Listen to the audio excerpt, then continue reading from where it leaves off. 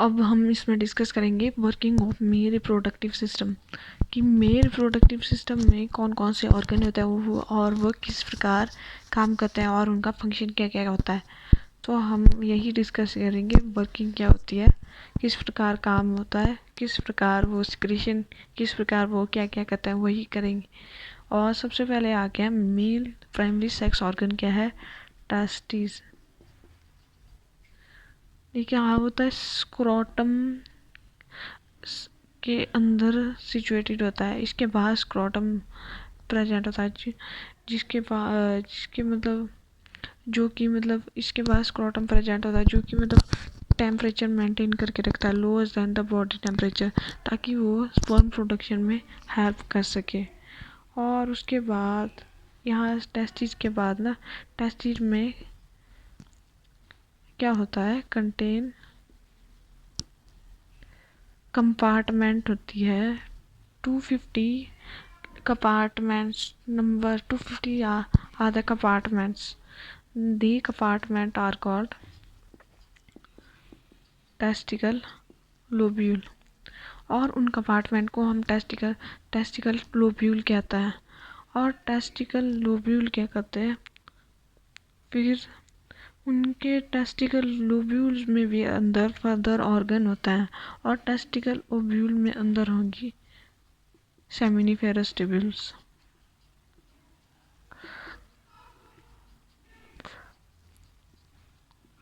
अब देखा ना, टेस्टिस स्क्रोटम के अंदर प्रेजेंट है, और टेस्टिस में टेस्टिकल लोब्यूल्स होता है जो कि मतलब 250 कंपार्टमेंट से बने होते हैं। और टेस्टिकल लोब्यूल्स में भी सेमिनिफेरस ट्यूब्यूल्स होती है। आगे फर्दर टेस्टिकल लोब्यूल्स के अंदर सेमिनिफेरस ट्यूब्यूल्स होती है, और सेमिनिफेरस ट्यूब्यूल्स क्या करती है, स्पर्म प्रोड्यूस करती है। स्पर्म प्रोड्यूस करेगी, उसके बाद ये स्पर्म को प्रोड्यूस कर लिए डालने का, और ये क्या करेगी, डक्ट के थ्रू उसको पास कर देगी, डक्ट्स में ट्रांसफ़र कर देगी, या मतलब स्टोर करेंगे। अगर इसने सिक्रीट कर दिया स्पर्म, फिर उसको कहाँ डाला, फिर इसको ये क्या करेगी, एपिडार्मिस,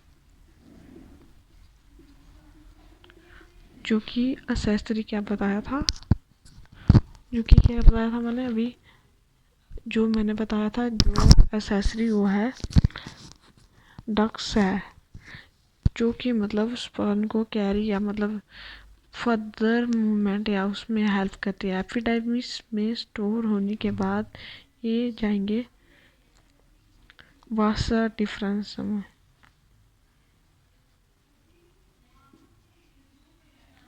वासा डिफरेंस में जाने के बाद ये कहाँ जाएंगे, वासा डिफरेंसिया में ये स्पर्म को पास आउट करेगी, और वासा डिफरेंशिया में जाने के बाद ये वासा डिफरेंशिया से सेमिनल वेसिकल में जाएगा।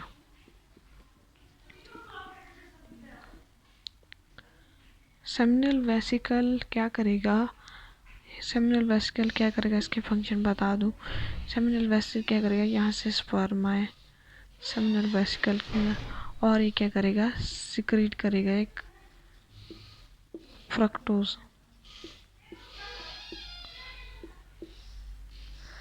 और जो कि स्पर्म के साथ मिल जाएगा।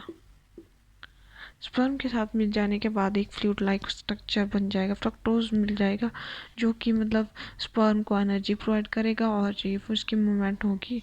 और उसके बाद ये आगे पास करेंगे प्रोस्टेट ग्लैंड को। प्रोस्टेट ग्लैंड को पास कर दिया इन्होंने स्पर्म। और ये प्रोस्टेट ग्लैंड का क्या फंक्शन होता है, ये क्या करती है, यूरेथ्रा के पास ही प्रेजेंट होती है। ये प्रोस्टेट ग्लैंड क्या करेगी, अब जो यूरेथ्रा का जो सरफेस है ना, उसको मतलब लुब्रिकेट करेगी।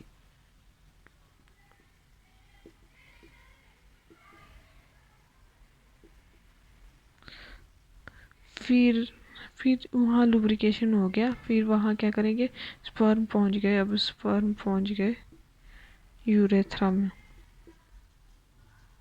अब यूरेथ्रा में क्या होगा, जो यूरेथ्रा वर्ड का मीनिंग क्या है, मतलब जहाँ से यूरिन पास आउट होता है वही ना। तो अब क्या होगा, यूरेथ्रा में स्पर्म पहुँचे, स्पर्म तो मतलब पहुँचने यहाँ प्रोस्टेट ग्लैंड में पहुँच गए स्पर्म, और प्रोस्टेट ग्लैंड से स्पर्म ने यूरेथ्रा में जाना है, और प्रोस्टेट ग्लैंड ने क्या कर दिया, यूरेथ्रा का जो सर्फेस उसको लुब्रिकेशन साफ कर दिया। फिर यहाँ क्या होगा, यूरिन पास आउट स्टॉप, जहाँ यूरिन पास आउट होना था वो स्टॉप हो जाएगा, उसके बाद स्टॉप हो जाएगा और यहाँ से स्पर्म चले जाएंगे यूरेथ्रा से, और ये कहाँ जाएंगे, उसके बाद जाएंगे पेनिस। पेनिस में जाने के बाद ये क्या करेंगे, स्पर्म जाएंगे, फिर पहुँचेंगे ग्लैंस पेनिस में। ग्लैंस पेनिस में जाने के बाद ये जाएंगे ऑर्गेज्म तक। This is the further process I have tried to understand in short term, and yeah, if you like, and like, share and comment please.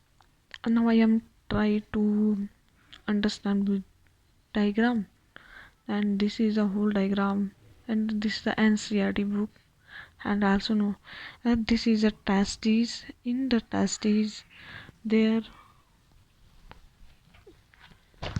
in the testes there is a epidermis that covers the half of the surface of testes, and in testes small compartment lobules, that is, there is a inner cut section diagram of testes, and in testes these are compartment like structure, these are called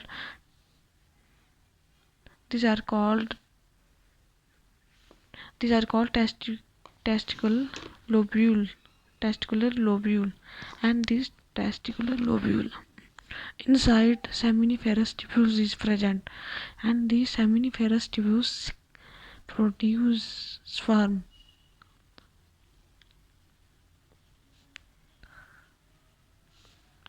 and these produce sperm and these pass out into epidermis। एपिडाइडिमिस में pass out हो जाएंगी ये sperm, जो कि seminiferous tubules ने secrete किया, और यह यहाँ भी बताया गया है, और इसके अंदर टेस्टिकुलर लोब्यूल्स होंगे, टेस्टिकुलर लोब्यूल्स के अंदर सेमिनिफेरस ट्यूब्यूल्स होगी, और सेमिनिफेरस ट्यूब्यूल्स स्पर्म की प्रोडक्शन करेंगे। उसके बाद ये स्पर्म एपिडाइमिस में चले जाएंगे, एपिडाइमिस से ये वासा वासा डिफरेंस में चले जाएंगे। वासा डिफरेंस से जाते जाते हुए यहाँ पहुँचेंगे सेमिनल वेसिकल में, जो कि फर्स्ट डक्ट है, और ये सेमिनल वेसिकल क्या करेगी, फ्रक्टोज की सिक्रेशन करेगी, जो कि स्पर्म के साथ मिलकर उसको मतलब एनर्जी प्रोवाइड करेगा, मूवमेंट के लिए एनर्जी प्रोवाइड करेगा, और यहाँ सेमिनल वेसिकल से ये स्पर्म आगे मूव हो जाएंगे प्रोस्टेट ग्लैंड में। प्रोस्टेट ग्लैंड क्या करेगा, उनको नरिशमेंट प्रोवाइड करेगा, जो स्पर्म है उसको नरिशमेंट प्रोवाइड करेगा, और या जब ये नरिश हो जाएंगे तो ये बन जाएगा एक सेमन, फ्लूइड लाइक होगा। फिर उसके बाद ये चला जाएगा बल्बो यूरेथ्रल ग्लैंड में। बल्बो यूरेथ्रल ग्लैंड में जाने के बाद फिर ये बल्बो यूरेथ्रल ग्लैंड में जाने के बाद क्या करेगा, बल्बो यूरेथ्रल ग्लैंड भी इसका भी एक पर्टिकुलर फंक्शन होगा। बल्बो यूरेथ्रल ग्लैंड में जाने के बाद ये जाएगा यूरेथ्रा में। उससे पहले बल्बो यूरेथ्रल ग्लैंड क्या करेगा, जो यूरेथ्रा का सरफेस है उसको क्लीन करेगा, लुब्रिकेट करेगा, ताकि यहाँ से सेमिनल फ्लूइड पास आउट हो सके। फिर जब ये यहाँ से पास आउट होगा तो यूरिन की जो मतलब सिक्रेशन है, यूरिन का फ्लो आएगा वो स्टॉप हो जाएगा। यूरिन का फ्लो स्टॉप हो जाएगा तब ये स्पर्म यहाँ से पास आउट होंगे, और यहाँ से फिर ये चले जाएंगे पेनिस में। पेनिस से फिर ये चले जाएंगे ऑर्गेज्म तक। This is the further process. If you like this video, and please don't forget to subscribe this channel please.